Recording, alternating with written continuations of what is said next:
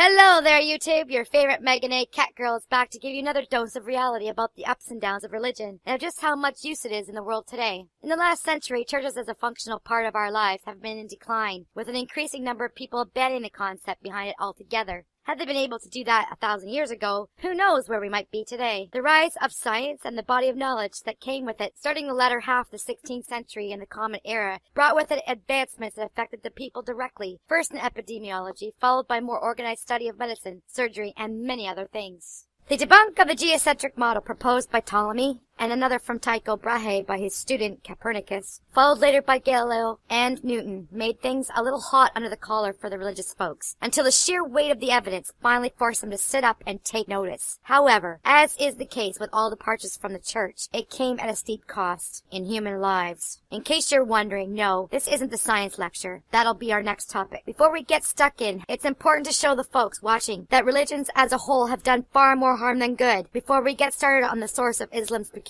version of it.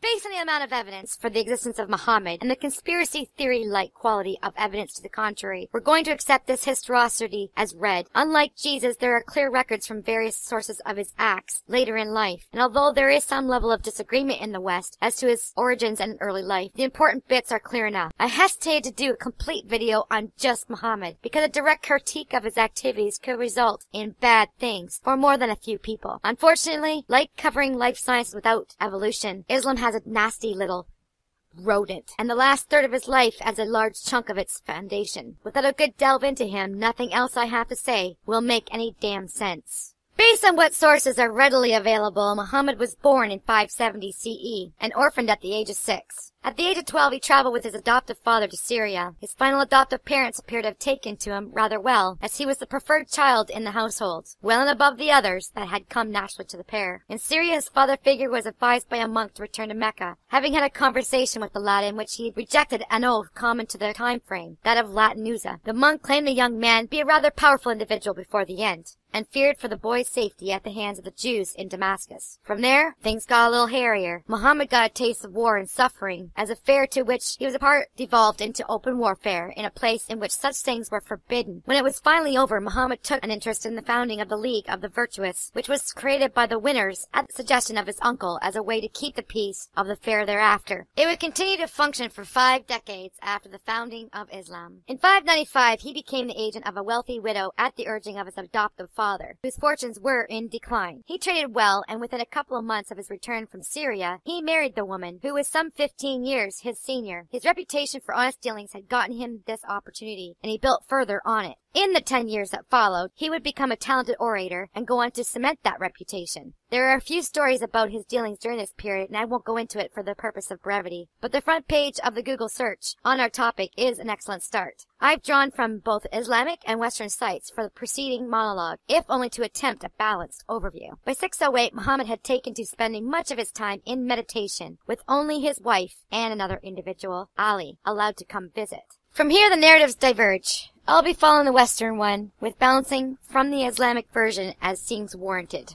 I more than half expect the masked Arab will have a few choice words for me about that decision, but parsing the religion's trappings for more historical information is not the easiest thing in the world to do, especially with Abrahamics. Before we get into the founding of Islam, we should take a moment to put it into its environment in space-time. The Arabian Peninsula of the time of Muhammad is much as we think of it today, barren and hostile, hot during the day and bone-chilling cold at night. Various tribes warred for territory and water, where there was little enough of either. While the rest of the world was experiencing something of a cultural boom, nobody felt like it was worth invading the Arab Peninsula for the sheep and goats that the average Arab called his fortune. The technological innovations that would have eased the nasty, brutish, and short lives of the people there didn't arrive till much later. The religion of Abraham had largely abandoned at that time, although the people that most influenced Muhammad were still believers. Many of the cities along the trade routes had cube-like structures called Kaaba that housed various idols. Muhammad's own tribe worshipped a moon god called, you guessed it, Allah, amongst a myriad of others. Under Muhammad, the name Allah would come to be conflated with Yahweh and steep the world in yet more blood. For the Arabs of the day, loyalties didn't extend beyond the tribal level. Morality was dictated strictly by necessity. Seems to me that such an attitude hasn't really changed so much as it's grown tremendously. Adherents of Islam are protected, and those who are not are to be punished for their lack of belief.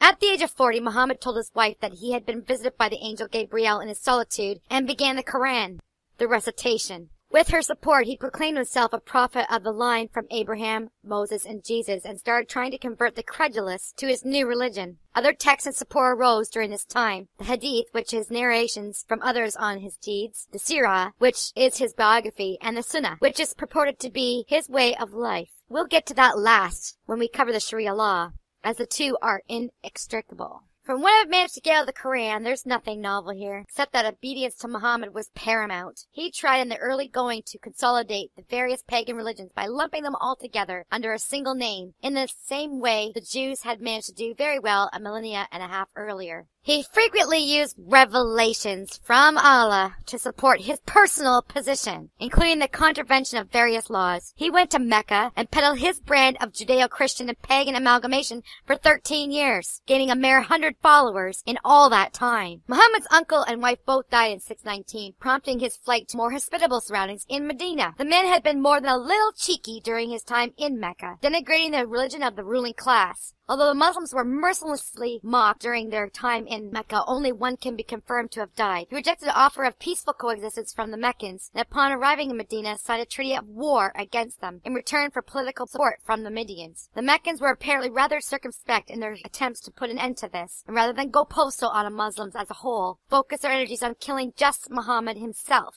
It serves as a testament to the religious tolerance of the Meccans that they took well more than a decade of such behavior before resorting to even that limited action. The local Jews and Christians remained silent. They'd had their fill of such nonsense long ago, and the memories of those days were still fresh. During the last 10 years of his life, he cut a bloody swath across Arabia. First by raiding caravans during holy months, then by obliterating villages that refused to heal. Previously, peaceful Islam became the bloodthirsty beast we know today. All of the raiding activity culminated in the Battle of Badr. The Meccans had sent an army to protect the caravans, and at that point a clash of arms was inevitable. The Jews of Mecca accepted the presence of Muhammad, but rejected his claims of prophecy in the name of their God outright. The stories didn't match what was written in the Torah, and that was unacceptable to them. His credibility was called into question, and his attempt at reconciliation with them failed spectacularly. The Arabs, having much more respect for force of arms, converted in droves. With his ranking swelling, the Muslims ultimately obliterated all 3 Jewish tribes. It's all pretty much downhill from there. This is part 1, mostly just his early history. We're going to put in a bit more time in the next video to cover his later years in more detail. There's a lot about the man that puts me to mind of more recent non-Islamic personages, and we'll do a little compare and contrast. Not that the more recent people are worse, but we can use them as examples of what the real man was like. The story of Muhammad seems to echo those of a number of others along the way to his place in history. But if you flip the tortoise over, you can see the cracks in what looks like a solid hole. He was a crass, manipulative little weasel who married a little girl, more than 30 years his junior, in exchange for money and power to maintain his farce, longer than he should have been permitted. This is not a man of peace, although it could be said that he did try. He believed in himself above all other things, and such had a very large hand in shaping the world as we see it today. Not directly, but by the application of his particular brand of bullshit, he has made this world a much more dangerous and ignorant place to live.